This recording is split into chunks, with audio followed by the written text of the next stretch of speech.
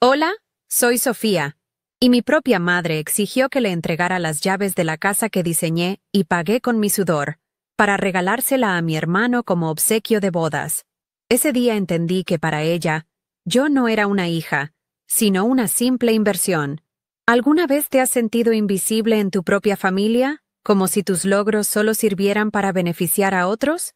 Antes de contarte la expresión en su rostro cuando se dio cuenta de su error fatal, déjame un comentario diciendo desde dónde me estás viendo y suscríbete al canal. Créeme, no querrás perderte lo que pasó en el momento exacto en que puse mi teléfono en altavoz y mi abogado comenzó a hablar. Todo ocurrió un sábado por la tarde. Uno de esos días perfectos en Miami, donde la brisa del mar se cuela por las ventanas y promete tranquilidad. Yo estaba en mi sala, disfrutando del silencio y de la luz que inundaba el espacio que tanto me había costado construir. Cuando el timbre sonó, eran mi madre, Elena, y mi hermano menor, Mateo. No los esperaba. Entraron con una familiaridad que ya no sentía como cariño, sino como una invasión. Mi madre recorrió con la vista mi sala de estar, con su diseño minimalista y sus muebles cuidadosamente elegidos, y sin más preámbulo, soltó la bomba. Sofía, qué bueno que te encuentro. Mateo y su prometida necesitan un lugar para empezar. Así que hemos decidido que esta casa será su regalo de bodas.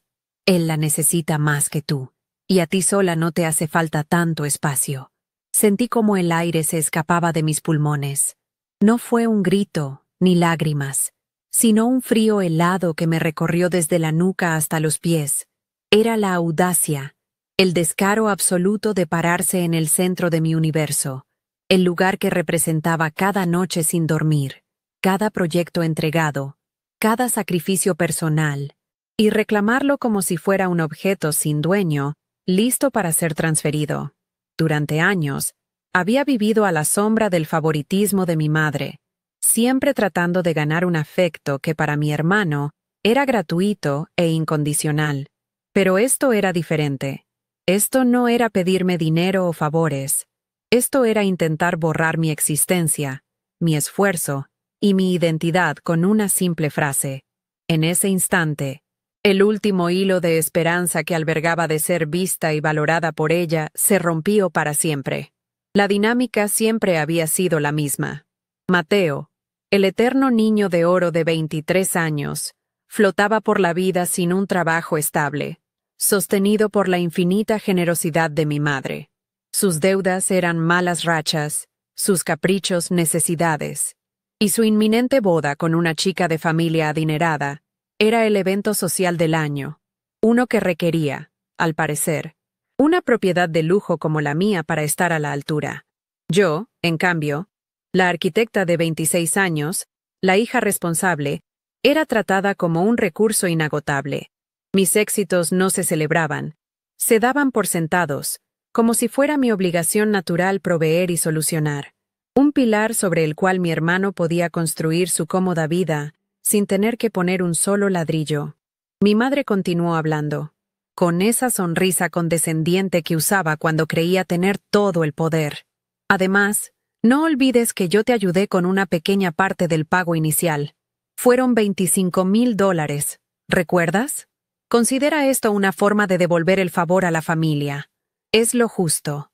La palabra justo resonó en el silencio de la sala, un eco amargo y distorsionado. Ella usaba esa pequeña contribución de hacía años como un ancla, una deuda moral perpetua que le daba derecho a opinar y, ahora, a disponer de mi propiedad. Para ella, esa suma no había sido una ayuda para que su hija lograra su sueño, sino la compra de una acción mayoritaria en mi vida, una que ahora estaba decidida a cobrar de la manera más cruel posible. Mi casa no es solo una estructura de concreto y cristal, es el manifiesto de mi independencia. Cada línea, cada ventana orientada para captar la mejor luz, cada espacio abierto, lo diseñé yo. Pasé incontables noches frente a la computadora, ajustando planos, buscando los mejores materiales que mi presupuesto permitía, supervisando la construcción los fines de semana en lugar de salir con amigos. Es mi santuario, el único lugar en el mundo donde me siento completamente yo. a salvo de las expectativas y juicios de mi familia. Y allí estaban ellos, de pie junto a mi mesa de centro de cristal, no admirando mi obra, sino tasándola, evaluando cómo encajarían sus vidas en el espacio que yo había creado para la mía, como si ya fueran los dueños. Mateo, por su parte, permanecía en silencio, un paso detrás de mi madre, con una expresión de suficiencia que me revolvió el estómago. No necesitaba hablar. Su complicidad era evidente en su postura relajada, en la forma en que sus ojos ya medían el lugar para su consola de videojuegos. Él siempre había sido así, un maestro en el arte de la victimización pasiva, permitiendo que mi madre librara sus batallas mientras él cosechaba los beneficios. Nunca me había enfrentado directamente. No era su estilo. Su arma era el suspiro, la queja velada, el comentario casual a mi madre sobre lo difícil que era todo para él, sabiendo perfectamente que ella movería cielo y tierra para allanarle el camino, incluso si eso significaba pisotear el mío. Mientras Elena seguía con su monólogo sobre la importancia de la familia y el deber de los hijos, mi mirada se desvió hacia mi estudio, visible a través de una pared de cristal. Allí, discretamente empotrada en la pared, había una pequeña caja fuerte de acero. Nadie, excepto yo, sabía lo que guardaba. No era dinero ni joyas. Era algo mucho más valioso.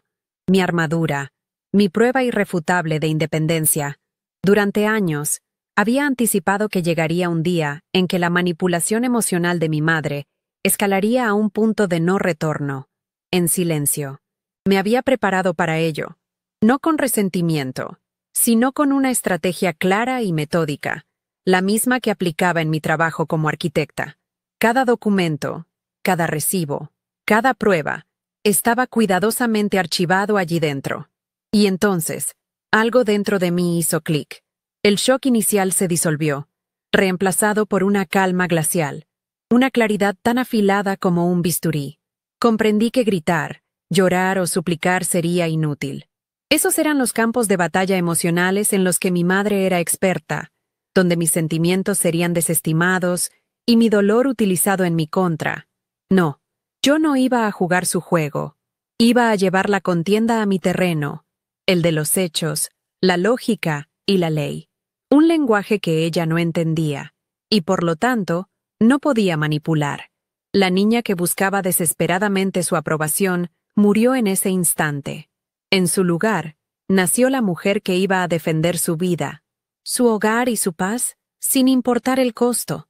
Con una calma que no sentía mía, levanté la vista del suelo y la fijé en mi madre. La rabia era un volcán rugiendo en mi interior, pero mi voz salió como un susurro helado. ¿Acabas de decir que le vas a regalar mi casa a Mateo? No era una pregunta, era una confirmación de la absurda realidad que se desplegaba ante mí. Elena sonrió, una sonrisa de suficiencia, como si mi pregunta fuera la de una niña que aún no entiende las decisiones de los adultos. Por supuesto, Sofía, es lo mejor para la familia.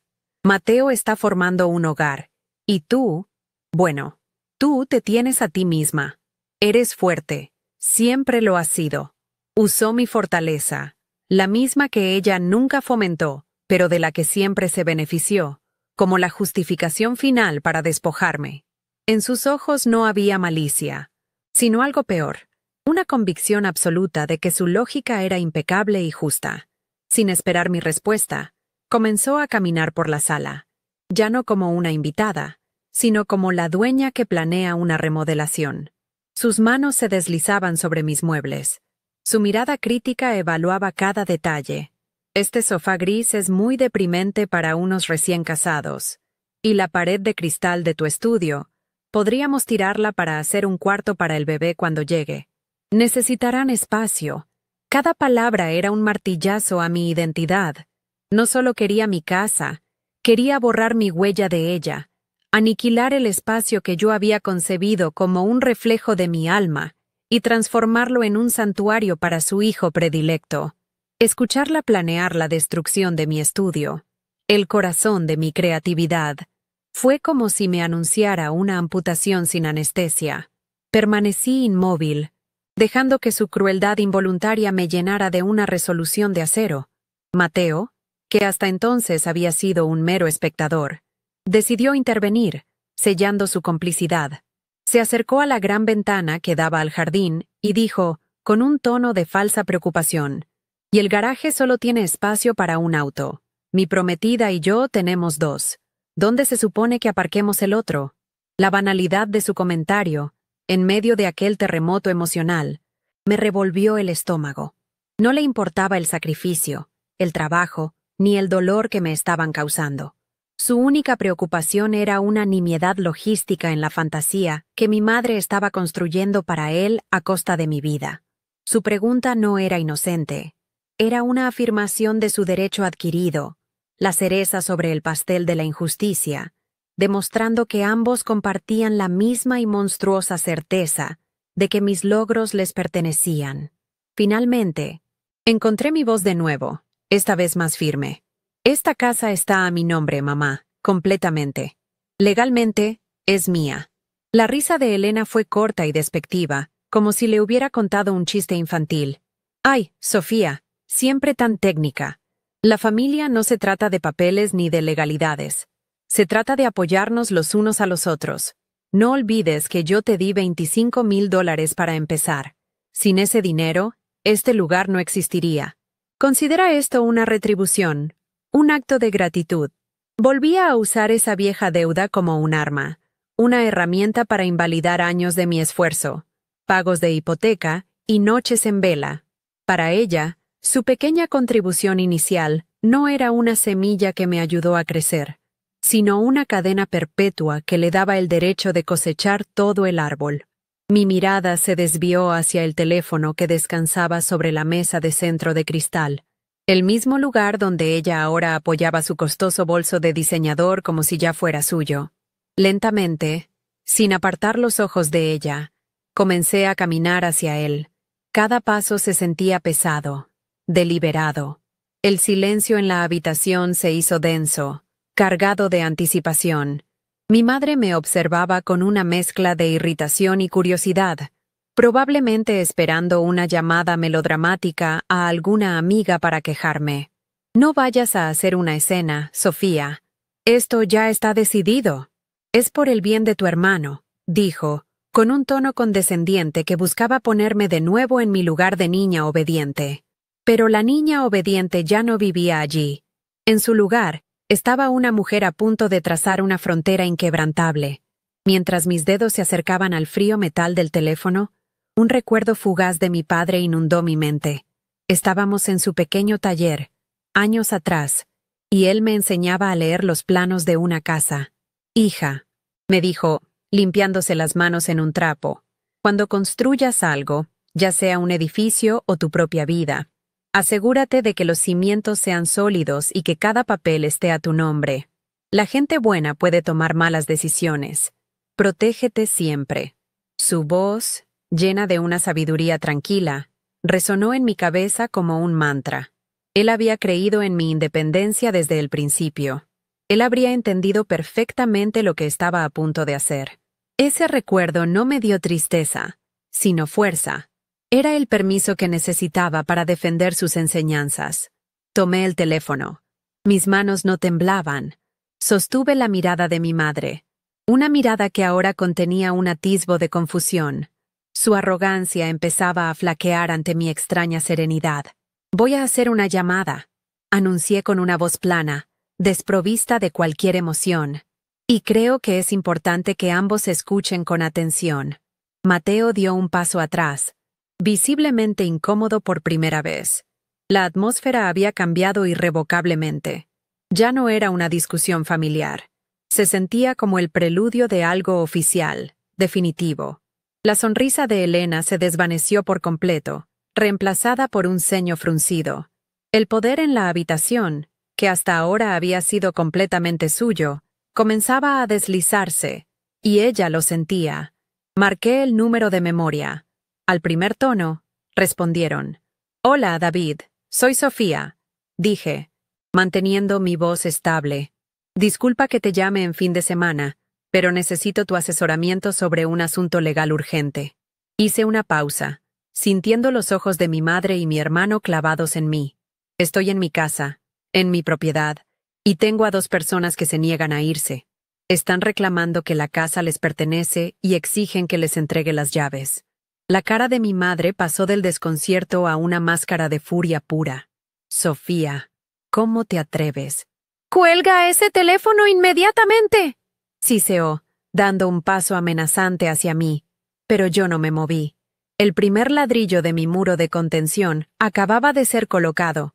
Ignorando su orden, con un movimiento deliberado, presioné el icono del altavoz. La voz tranquila y profesional de mi abogado, David, llenó el silencio tenso de la sala. «Sofía, ¿me estás describiendo una situación de allanamiento de morada?» La frase legal, tan impersonal y tan seria, cayó como una piedra en un estanque. Allanamiento de morada. Usar esas palabras para describir la presencia de mi propia madre y mi hermano se sentía surrealista y, al mismo tiempo, absolutamente necesario. Vi cómo el color desaparecía del rostro de Mateo. Mi madre, por su parte, se quedó boquiabierta, momentáneamente paralizada por la audacia de mi acción. Había llevado la batalla a mi terreno, y ella estaba completamente desarmada. Su parálisis duró solo un segundo. Luego, explotó. «¿Quién se cree que es usted?», le gritó al teléfono. «Soy su madre. Esta casa es tanto mía como suya. Yo puse el dinero para el depósito. Sin mí ella viviría en la calle. Esta niña es una malagradecida que no sabe lo que es la familia». Su voz se quebraba por la rabia y la indignación. Una letanía de acusaciones y derechos autoproclamados que rebotaban contra las paredes de mi sala. Estaba perdiendo el control, recurriendo al único poder que conocía, la manipulación emocional y el grito. Pero esas armas eran inútiles contra la lógica fría de la ley que ahora emanaba del pequeño altavoz de mi teléfono. La voz de David cortó su diatriba con la precisión de un cirujano. «Señora, con el debido respeto, sus contribuciones financieras, a menos que estén formalizadas en un contrato de copropiedad, legalmente podrían ser consideradas un regalo o un préstamo personal. No le otorgan ningún derecho sobre la propiedad». Hizo una pausa y luego se dirigió de nuevo a mí. «Sofía, para aclarar la situación de una vez por todas, ¿puedes confirmar quién es el único nombre que figura en el título de propiedad desde hace 3 años?» Levanté la vista y miré directamente a los ojos de mi madre, que ahora ardían con una mezcla de odio y pánico. Me preparé para asestar el golpe final, sabiendo que las palabras no serían suficientes. Era hora de mostrarle los cimientos de mi independencia. «Sofía Ramírez», respondí con una claridad que cortó el aire, sin apartar la mirada de mi madre. «El único nombre que ha figurado en ese título desde el día en que firmé la escritura de cierre es el mío». La reacción de Elena fue visceral, una mezcla de incredulidad y furia que deformó sus facciones. «¡Mentirosa! ¡Eso es imposible!», gritó, su voz subiendo una octava. «Estás mintiendo para ser egoísta. Como siempre. Después de todo lo que he hecho por ti, me pagas con este engaño». Intentó abalanzarse sobre el teléfono, como si destruir el aparato pudiera borrar las palabras de mi abogado y la realidad que representaban. Pero yo estaba preparada. Di un paso atrás, protegiendo el teléfono como si fuera la última línea de defensa de mi cordura. Su intento de arrebatarme la comunicación era la metáfora perfecta de nuestra relación. Ella siempre tratando de silenciar mi verdad para imponer la suya. Con un movimiento fluido, me aparté de su alcance. «David, por favor, quédate en la línea un momento. Parece que necesito presentar una prueba física para que mis invitados entiendan la situación», dije, mi voz teñida de un sarcasmo helado que no sabía que poseía. Mateo, por primera vez, pareció genuinamente asustado. Agarró a mi madre del brazo. «Mamá, ya basta, cálmate», susurró. Pero no era por preocupación por mí o por ella. Era el miedo del cómplice que ve cómo el plan perfecto se desmorona, el temor a las consecuencias reales que nunca había tenido que enfrentar. Ella se zafó de su agarre con violencia, con los ojos fijos en mí, llenos de una traición que ella creía sentir. sin ver la que llevaba años infligiéndome. Su mundo, construido sobre la base de mi sumisión, comenzaba a temblar violentamente. Sin decir una palabra más, me di la vuelta y caminé con paso firme hacia mi estudio, el corazón de mi hogar y mi profesión. Sentía sus miradas como cuchillos en mi espalda. «¡No me des la espalda, Sofía! ¡Vuelve aquí!», gritaba Elena, siguiéndome. «Tus pequeños planos y tus maquetas no te dan derecho a nada. Esta casa existe gracias a mi dinero, a mi sacrificio. ¿Crees que puedes simplemente borrar eso?». Cada palabra era un intento desesperado por minimizarme, por reducir mi carrera y mis logros a simples dibujitos, un pasatiempo infantil. Quería hacerme sentir pequeña, una niña jugando a ser adulta en una casa que no le pertenecía, pero su veneno ya no me afectaba. Yo no caminaba hacia mis planos, caminaba hacia mis cimientos, los que mi padre me enseñó a construir, sólidos e irrefutables. Una vez dentro del estudio, me detuve frente a una pared de paneles de madera oscura, una de las piezas centrales del diseño. Mi madre y Mateo se detuvieron en el umbral, observando con desconfianza. Para ellos, era solo una pared decorativa, pero yo sabía que contenía mi póliza de seguro contra este mismo momento. Con un movimiento preciso, presioné un punto casi invisible en la unión de dos paneles. Se escuchó un suave clic y una sección de la pared se abrió hacia adentro, revelando la fría y sólida puerta de acero de una caja fuerte empotrada. El jadeo ahogado de mi madre fue mi primera pequeña victoria. La confusión en su rostro no tenía precio. No esperaba esto. No esperaba planificación, ni previsión, ni una defensa tan metódica. Esperaba lágrimas y súplicas, el terreno emocional donde ella siempre ganaba. Giré el dial de la combinación, y los clics metálicos resonaron en el silencio sepulcral que se había instalado en la casa. Era el sonido de mi independencia, de mi preparación silenciosa a lo largo de los años. Cada número que marcaba era un recordatorio de una promesa que me hice a mí misma. Nunca más permitiría que me pisotearan. La arrogancia en el rostro de Elena había sido reemplazada por una máscara de incertidumbre. Mateo se movía incómodo de un pie a otro, sus ojos yendo de la caja fuerte a mí, como si estuviera viendo a una extraña por primera vez.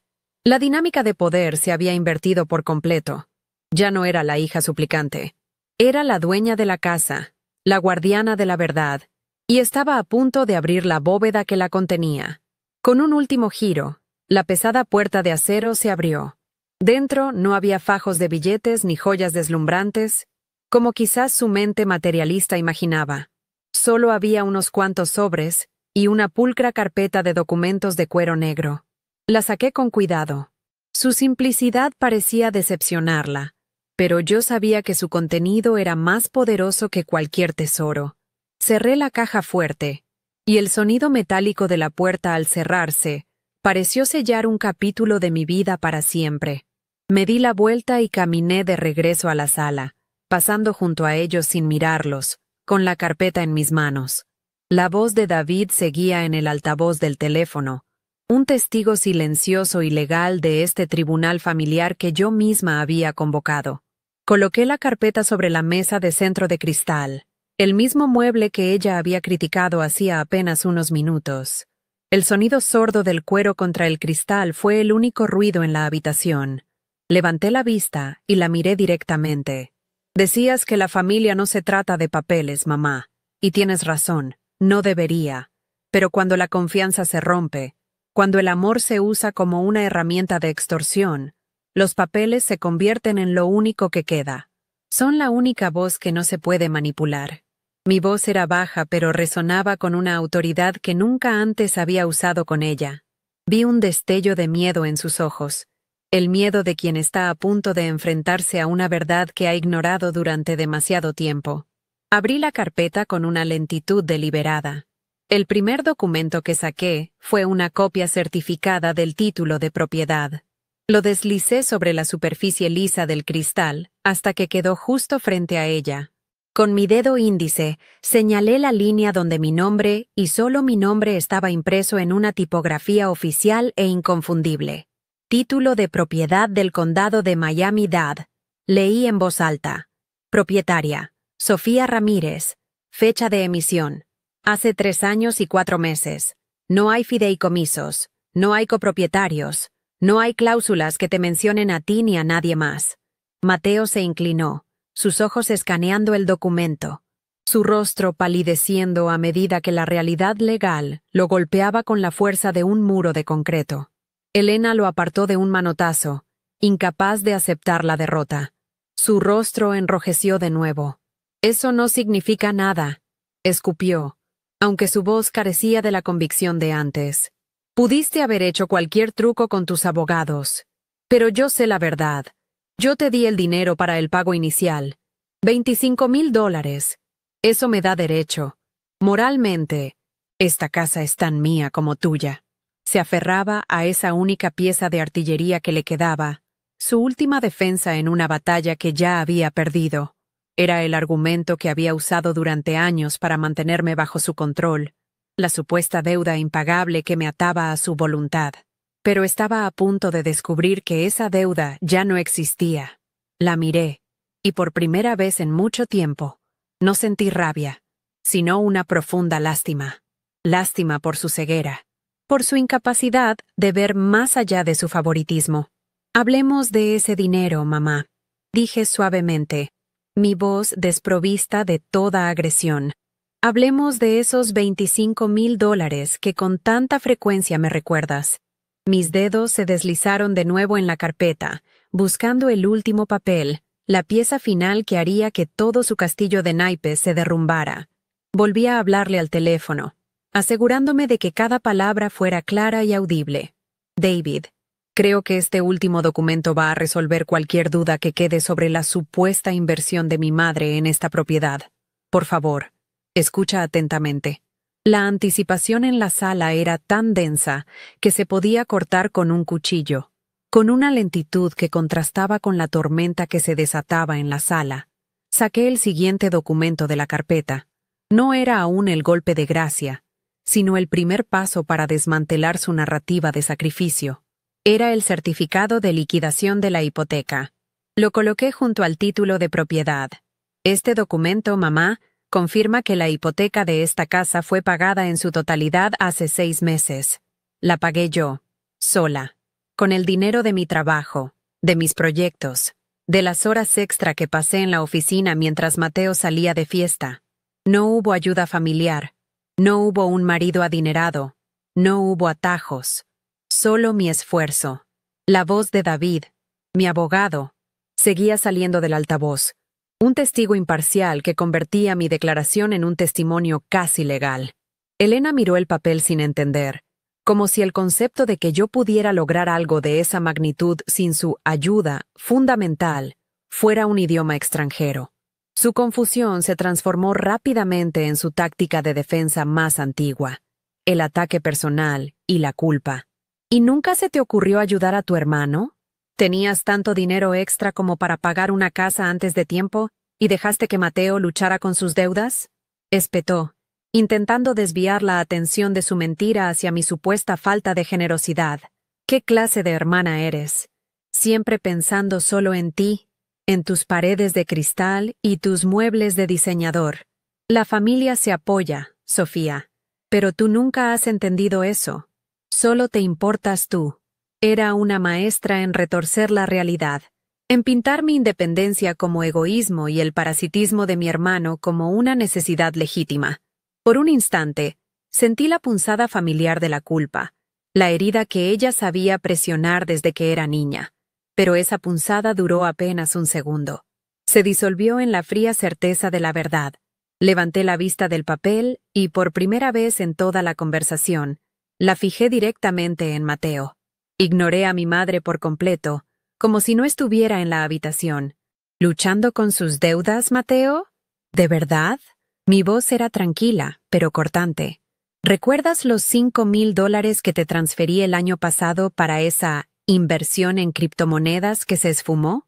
¿O el depósito de seguridad y los 2 primeros meses de alquiler de tu último apartamento, que convenientemente olvidaste devolverme? ¿O las innumerables veces que pagué la cuenta de la cena para todos porque tu tarjeta no pasaba? Cada pregunta era un hecho, una verdad innegable que colgaba en el aire entre nosotros. Mateo se encogió, incapaz de sostener mi mirada, y por fin desvió sus ojos hacia el suelo. Elena intentó saltar en su defensa, un reflejo condicionado de Leona protegiendo a su cachorro favorito. Eso no tiene nada que ver. Es tu deber como hermana mayor ayudarlo. Él es más joven. La vida es más difícil para él, gritó, su voz sonando cada vez más desesperada, pero sus palabras ya no tenían peso. La imagen de Mateo, el eterno desvalido, se había resquebrajado frente al testigo silencioso de mi abogado y, lo que era más importante, frente a la cruda evidencia de su propia complicidad. El silencio de Mateo era una confesión más elocuente que cualquier palabra. La alianza inquebrantable entre madre e hijo comenzaba a mostrar sus primeras fisuras bajo la presión de la verdad. Él sabía que yo no mentía, y su vergüenza era palpable. Volví mi atención a mi madre, al asunto central. Mi deber, mamá, es protegerme a mí misma y a lo que he construido. Y ahora, volvamos al tema principal, a tu inversión. Mis dedos se deslizaron por última vez dentro de la carpeta de cuero negro. Saqué la última hoja. Era un simple extracto bancario impreso, nada oficial ni elegante, pero su contenido era una bomba de tiempo. El papel se sentía pesado en mi mano, como si contuviera el peso de todos los años de manipulación. Lo sostuve por un momento, permitiendo que la tensión en la sala llegara a un punto insoportable. Elena me miraba con los ojos entrecerrados, una mezcla de desafío y un miedo creciente que no podía ocultar. Sabía que lo que viniera a continuación sería definitivo. Coloqué el extracto bancario sobre la mesa de cristal con un cuidado casi ceremonial, justo al lado de los otros dos documentos. El título de propiedad, la liquidación de la hipoteca y, ahora, esta simple hoja de papel. Juntos, formaban una muralla infranqueable. Mamá, es un comprobante de transferencia de mi cuenta personal a la tuya. La fecha es de hace 2 años y 3 meses. El monto, como puedes ver, es de $25,000. La miré fijamente, asegurándome de que absorbiera cada palabra. Mateo levantó la cabeza de golpe, sus ojos abiertos de par en par, mirando el papel y luego a su madre, buscando una explicación que no iba a llegar. El aire se hizo tan denso que parecía difícil respirar. Mi dedo índice se posó sobre una línea de texto en la parte inferior del comprobante, justo debajo del monto. Pero la parte más importante, continué. Mi voz ahora un susurro que resonaba en el silencio absoluto. Es esta de aquí, la sección de la nota o el concepto de la transferencia. Incliné ligeramente el papel para que ella pudiera leerlo mejor, aunque yo sabía que el shock probablemente le impedía enfocar la vista. La habitación entera parecía contener la respiración, esperando la estocada final. Incluso la voz de David en el teléfono se había callado, entendiendo que este era un momento que trascendía lo legal para entrar en el terreno de la justicia personal. Era el cierre de una deuda que ella había mantenido viva artificialmente para controlarme. Entonces, con una claridad deliberada y una voz que no tembló, leí en voz alta las palabras que yo misma había escrito hacía más de 2 años. Palabras que sellarían mi libertad para siempre. Devolución del préstamo para el pago inicial. Hice una pausa, dejando que la frase se asentara en la habitación como un polvo tóxico. Te devolví cada centavo, mamá. Hace años. No dije nada porque no quería darte otra excusa para criticarme por cómo gastaba mi dinero. Lo consideré un préstamo, como siempre debió ser, y lo pagué. Tu inversión en esta casa, tu supuesta participación, tu derecho moral a disponer de mi vida, terminó en el momento en que ese dinero llegó a tu cuenta bancaria. El silencio que siguió fue diferente. No era tenso, era un vacío, un agujero negro donde antes había estado la arrogancia de mi madre. Su rostro, que había pasado por la suficiencia, la ira y la confusión, ahora estaba completamente en blanco. Era la expresión de alguien cuya realidad entera se ha derrumbado en un instante. La única arma que creía tener, la deuda moral con la que me había encadenado durante años, acababa de ser pulverizada frente a su hijo y un abogado. Vi cómo sus ojos se movían del papel a mi cara, buscando una grieta, una señal de engaño, y no encontraron nada más que la verdad inalterable. Mateo dio un paso atrás, alejándose físicamente de su madre como si de repente fuera una extraña. Su mirada no era de decepción, sino de una comprensión atónita. Estaba viendo, quizás por primera vez, la magnitud de la manipulación de Elena. No se trataba de ayudarlo a él, se trataba de controlar a su hija, de mantenerla bajo su pulgar, usando una deuda que sabía que ya no existía. La expresión en el rostro de mi hermano me dijo que, en ese momento, el pedestal sobre el que había colocado a nuestra madre se había hecho añicos. El poder en la habitación no solo se había invertido, se había desintegrado, dejando al descubierto la fea verdad de nuestra dinámica familiar. Y yo, por fin, estaba de pie en medio de las ruinas, libre. La cara de mi madre se convirtió en una máscara de cera. El color se drenó de sus mejillas, dejando solo una palidez mortal que acentuaba las líneas de amargura alrededor de su boca. Sus ojos, antes llenos de una arrogancia inquebrantable, ahora estaban vacíos, fijos en el extracto bancario como si fuera un texto en un idioma arcano que no podía descifrar. Su universo, construido sobre la base de mi supuesta deuda y su derecho divino a mi vida, se había evaporado. No hubo un grito, ni un sollozo, solo un silencio absoluto, el sonido de un poder que se desmorona, que se convierte en polvo. Se quedó inmóvil, con la mano a medio camino de la mesa, congelada en el gesto de una reina a la que le acaban de arrebatar la corona y el trono en un solo movimiento. La mujer que siempre tenía una respuesta, una justificación, una manipulación lista, por primera vez en su vida, no tenía nada que decir. Fue Mateo quien rompió el hechizo. Dio un paso atrás, no de mí, sino de ella. Lo vi en sus ojos. La revelación. No era solo la casa, ni el dinero. Era la comprensión de que la narrativa completa de su vida, la de él como el necesitado, y yo como la proveedora obligada, había sido una construcción deliberada de nuestra madre. La miró, no con la adoración de siempre, sino con el horror de un extraño. ¿Es verdad?, susurró, y su voz era apenas audible. Sabías que te había devuelto el dinero, y aún así viniste aquí a hacer esto. No era una pregunta para obtener información. Era la verbalización de una traición que acababa de comprender. Su complicidad, que antes había sido pasiva y cómoda, ahora lo quemaba por dentro. Él no era solo el beneficiario de un plan, era el peón en el juego cruel de una mujer que había mentido a sus 2 hijos. La negación de Elena fue un reflejo, un espasmo de su antiguo poder. «No es cierto», siseó, aunque su voz carecía de toda convicción. «Ese dinero era por otra cosa. Un regalo. Siempre tergiversas todo, Sofía, para hacerte la víctima». Intentó aferrarse a la última brizna de su autoridad, pero sus palabras sonaban huecas, desesperadas. Era el rugido de un tigre de papel.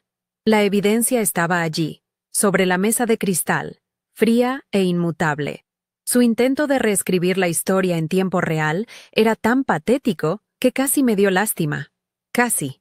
Pero la lástima era un lujo que ya no podía permitirme. Era la emoción que ella siempre había usado para abrir mis defensas y clavar sus garras. Esa puerta, a partir de ese momento, estaba cerrada con cerrojo para siempre. ¿Un regalo?, repetí. Mi voz era tan fría y lisa como el cristal de la mesa. Recuerdo perfectamente la llamada que me hiciste una semana después de la transferencia. Me agradeciste y me contaste con todo detalle cómo ibas a usar ese dinero para remodelar la cocina de tu casa. ¿También vas a negar esa conversación, mamá? El recuerdo específico, un detalle tan mundano y real, fue el golpe de gracia. Vi el reconocimiento parpadear en sus ojos antes de que lo aplastara con rabia. Mateo cerró los ojos, un gesto de dolor y vergüenza. La mentira se había deshecho por completo, sin dejar lugar a dudas. Mi madre ya no luchaba por la casa. Luchaba por los restos de su credibilidad ante su hijo favorito. y estaba perdiendo estrepitosamente. Fue entonces cuando la voz de mi abogado, David, volvió a llenar la sala, cortando la tensión como un bisturí. Había sido el testigo silencioso de toda la demolición. Sofía, dijo con una calma profesional que era un bálsamo para mi alma herida. He escuchado suficiente. Dada la situación y la negativa explícita de estas personas a reconocer tu propiedad y abandonar el inmueble, tengo que preguntarte, ¿deseas que inicie formalmente el proceso para obtener una orden de alejamiento y una notificación de desalojo por intrusión? La pregunta colgaba en el aire, pesada y definitiva. Ya no era un drama familiar. Era una cuestión de ley, de derechos, de consecuencias. Era la línea final que yo misma había dibujado en la arena. Todos mis instintos, condicionados durante 26 años, me gritaron que me detuviera, que era mi madre, que era mi hermano, que la familia era la familia, sin importar cuán tóxica fuera. Por un segundo, vacilé. Vi el rostro de la niña que solo quería la aprobación de su mamá, pero luego vi el rostro de la mujer que había trabajado hasta el agotamiento para construir un santuario, solo para que vinieran a profanarlo con su codicia y su desprecio. Miré a Elena, cuyo rostro ahora estaba contorsionado por el pánico, y a Mateo, que parecía un niño perdido, y entendí que la única familia que tenía el deber de proteger en ese momento era la que iba a construir por mí misma, sobre cimientos de respeto y paz. Respiré hondo, llenando mis pulmones con el aire de mi propia casa, y respondí, sí, David, procede, por favor, inicia todo lo que sea necesario.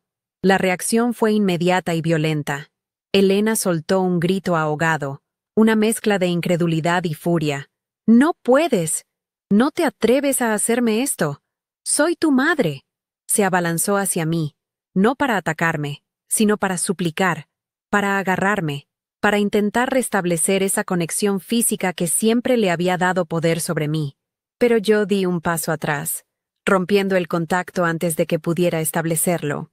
Mateo simplemente se cubrió la cara con las manos, como si no pudiera soportar ver el final de la obra. La palabra «procede» había sido el martillo del juez, la sentencia final. Había dejado de ser su hija en conflicto para convertirme en una fuerza legal que se movía en su contra. La guerra había terminado. Ahora solo quedaba la rendición incondicional. Gracias, David. Te llamaré más tarde. Dije al teléfono antes de colgar. El silencio que siguió fue diferente. Era el silencio del final. Me giré hacia ellos, que ahora parecían dos extraños en mi sala de estar. La conversación ha terminado, anuncié, y mi voz no albergaba ni rabia ni triunfo, solo una finalidad agotada. Quiero que se vayan, ahora. Señalé la puerta principal, la misma por la que habían entrado hacía menos de una hora con la certeza de que eran los dueños del mundo. Ahora, esa puerta representaba su exilio, la frontera de mi nueva vida. Mi casa, que momentos antes era un campo de batalla, volvía a ser mi santuario, y yo era la única guardiana de sus puertas. Elena recurrió a su última y más antigua arma, las lágrimas. El llanto comenzó, un sollozo teatral y desgarrador diseñado para evocar culpa y compasión. Echar a tu propia madre a la calle. Así me pagas por haberte criado, por los sacrificios que hice por ti. No tienes corazón, Sofía. Eres un monstruo egoísta. Sus palabras, que en otro tiempo me habrían destrozado, ahora rebotaban en mi nueva armadura de certeza. Eran solo ruido, la estática de una relación que había muerto.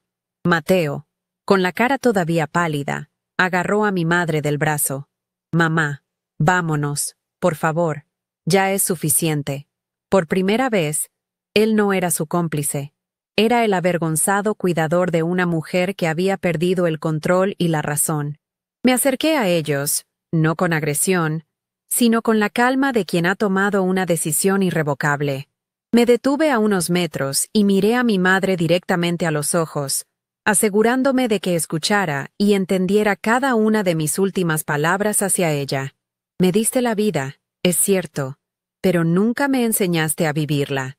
Me trataste como una inversión, como una cuenta de ahorros para financiar los caprichos de mi hermano. Una madre no intenta robarle el hogar a su hija.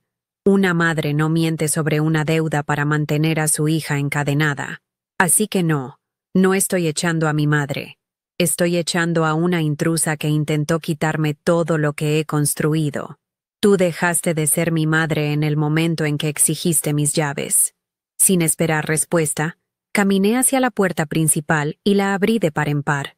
La luz del atardecer de Miami inundó el vestíbulo, creando un camino dorado hacia el exterior. Me quedé allí, sosteniendo la puerta, en un gesto que no dejaba lugar a la negociación. Era una invitación a irse y una barrera que nunca más podrían cruzar. Mateo prácticamente arrastró a Elena, que seguía sollozando y lanzando acusaciones al aire. No la miré mientras pasaba junto a mí. Mi mirada estaba fija en el horizonte, en el futuro que acababa de reclamar. Escuché sus pasos alejándose por el sendero de piedra, el sonido de su auto arrancando y luego, el bendito silencio. Cerré la puerta lentamente, y el clic del cerrojo al encajar en su lugar fue el sonido más dulce y liberador que jamás había escuchado. Estaba sola. Estaba en casa. Y por primera vez en mi vida, era completamente libre. En las horas que siguieron a su partida, la casa se sintió inmensa y extrañamente silenciosa. El eco de los gritos de mi madre parecía haberse adherido a las paredes, una mancha invisible en la atmósfera que yo misma había diseñado para ser serena. No sentí el triunfo que uno podría esperar, sino un agotamiento profundo, como si hubiera corrido un maratón emocional que duró 26 años. Me senté en el sofá que ella había despreciado y miré la carpeta de cuero negro que aún yacía sobre la mesa de cristal.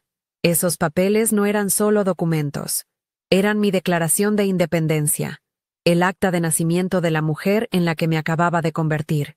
El sol se puso, pintando el cielo de Miami con tonos anaranjados y púrpuras. Pero yo no me moví. Simplemente respiré, inhalando el aire de mi espacio recuperado y exhalando el peso de una obligación familiar que finalmente había muerto. Al día siguiente, un lunes, la llamada de David llegó temprano. Su voz era tranquila, pero firme. Sofía, solo para confirmar, la solicitud para la orden de alejamiento temporal fue presentada esta mañana. Un oficial de la corte tiene la notificación de desalojo en mano. Legalmente, tienen 48 horas para recoger cualquier pertenencia personal que pudieran tener en tu propiedad, aunque dudo que aplique, y luego no pueden acercarse a ti ni a tu casa a menos de 500 pies. ¿Estás absolutamente segura de que quieres proceder con la entrega del documento?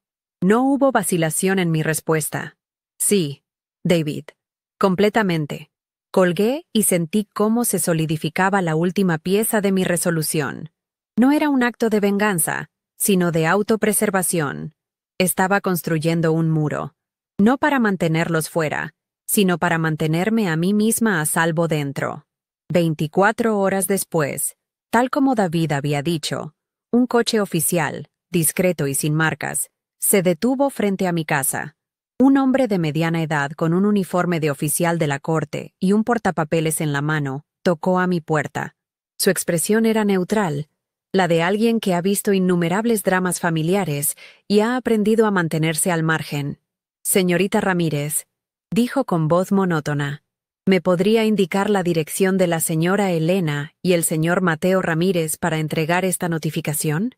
Le di la dirección de la casa donde crecí, un lugar que ahora se sentía tan lejano como otro país. Me preguntó si quería acompañarlo. Dudé un instante, pero supe que tenía que hacerlo. Tenía que ver el final de este capítulo con mis propios ojos. Tenía que estar allí para asegurarme de que el punto final fuera escrito con tinta indeleble. El viaje a la vieja casa de mis padres fue surrealista. Mientras conducía detrás del coche del oficial, cada calle me traía un recuerdo de la niña que había sido, la que siempre intentaba complacer, la que anhelaba una palabra de aliento que rara vez llegaba. Cuando llegamos, mi madre estaba en el jardín delantero, regando unas rosas con una expresión de normalidad forzada. Al ver el coche oficial y a mí saliendo detrás de la gente, su rostro se descompuso.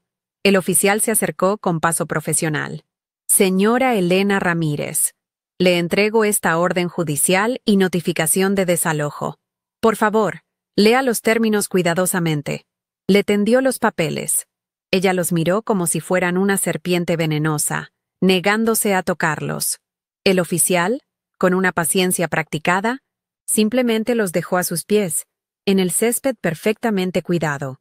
Fue entonces cuando su compostura se rompió por completo y recurrió a su última arma, la victimización. Las lágrimas brotaron de sus ojos mientras se giraba hacia mí, ignorando al oficial.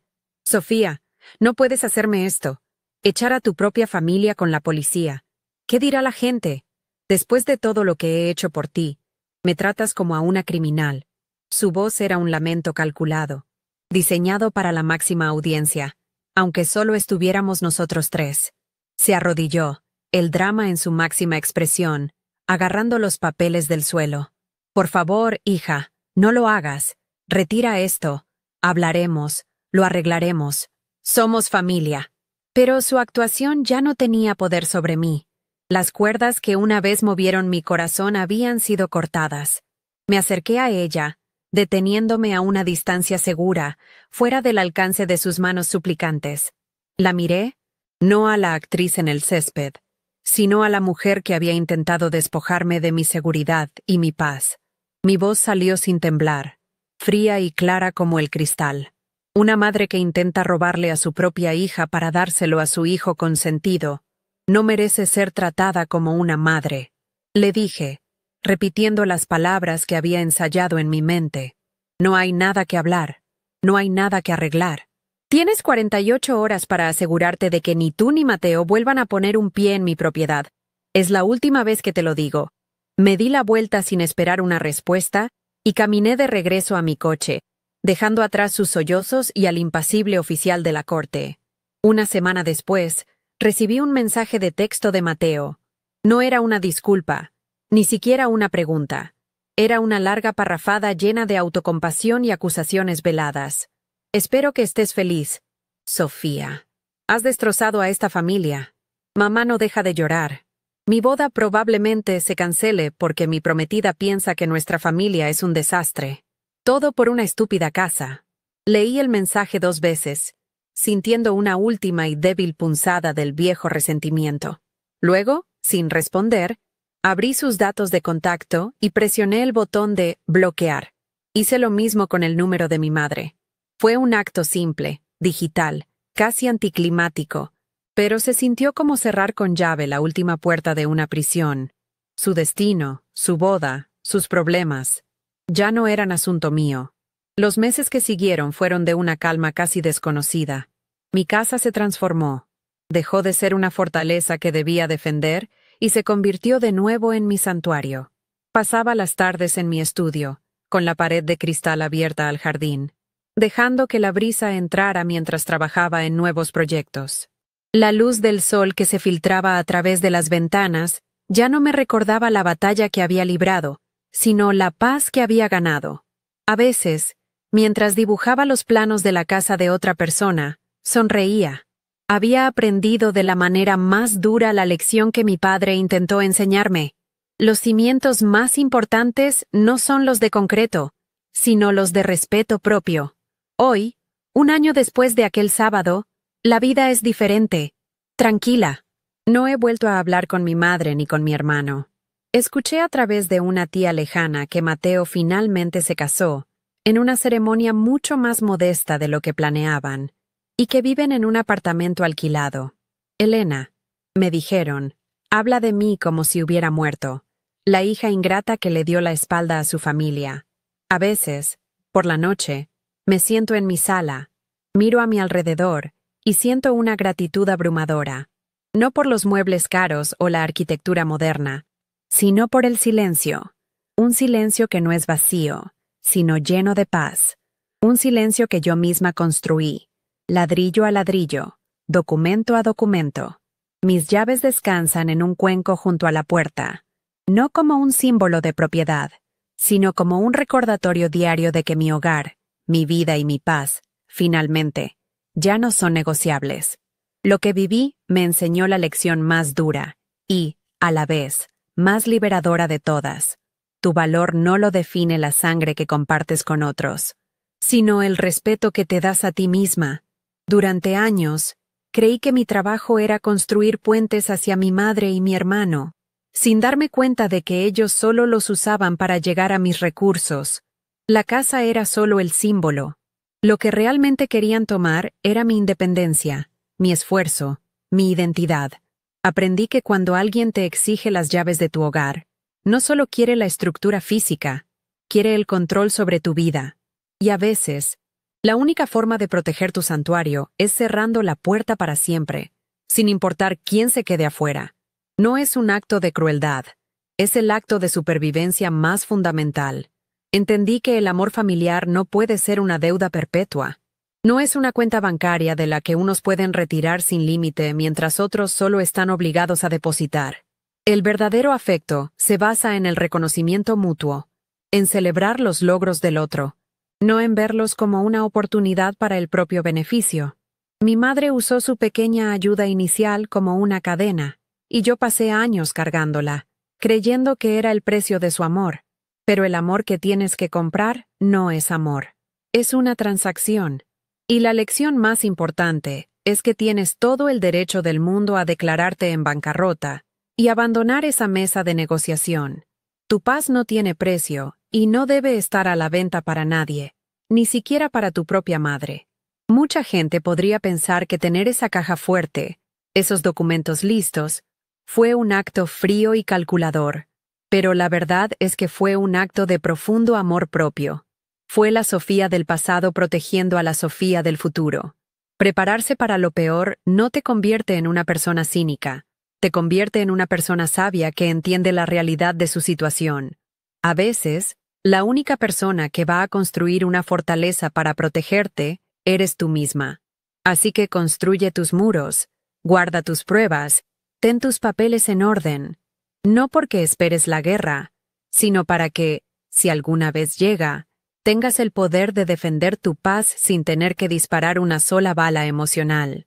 Tu mejor defensa siempre será tu propia independencia documentada. Quiero ser honesta con ustedes. Cerrar esa puerta no se sintió como una victoria gloriosa. Se sintió como una amputación necesaria. Dolió. Dolió reconocer que la familia que yo anhelaba nunca existió realmente. Dolió convertirme en la villana de su historia, para poder ser la heroína de la mía. Habrá un periodo de duelo por la familia que desearías tener. Permítete sentirlo, pero no dejes que ese dolor te convenza de volver a abrir la puerta a quienes te hicieron daño. La cicatriz que queda es un recordatorio, no de la herida, sino de que sobreviviste y sanaste. La paz que encuentras al otro lado de esa decisión es un silencio que vale cada lágrima derramada. Al final, la moraleja de mi historia, la que está grabada en los cimientos de mi casa y de mi alma, es simple. El hogar está donde respetan tu trabajo, no donde intentan robártelo. Un hogar no son solo paredes y un techo. Es el lugar donde tu espíritu puede descansar, donde te sientes segura, vista y valorada. Si las personas que viven contigo, o que intentan entrar en tu vida, amenazan esa paz fundamental, entonces no están en tu hogar. Están invadiendo tu santuario, y tienes todo el derecho divino y legal de protegerlo. Mi casa se convirtió verdaderamente en mi hogar no cuando la terminé de pagar, sino cuando finalmente desalojé la toxicidad que vivía en ella sin pagar alquiler. Así que te pregunto a ti, que me estás escuchando, ¿estás construyendo tu vida sobre cimientos sólidos o sobre la arena movediza de las expectativas de otros? No necesitas una caja fuerte de acero para guardar tus pruebas, tus logros, tu paz mental, tu derecho a decir no. Esos son tus documentos. Son tu título de propiedad sobre tu propia vida. Nunca permitas que nadie, sin importar el lazo de sangre, te haga sentir como una inquilina en la existencia que tú misma has construido con tanto esfuerzo. Eres la arquitecta, la constructora y la única dueña. Actúa como tal.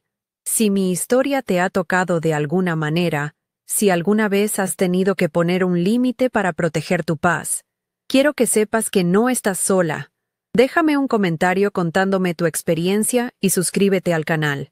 porque cada historia que compartimos aquí es un ladrillo más en la construcción de una comunidad que entiende que, a veces, la familia no es la que te toca, sino la que eliges para respetar tu santuario. Créeme, las historias que vienen te recordarán que tu paz nunca, jamás, es negociable.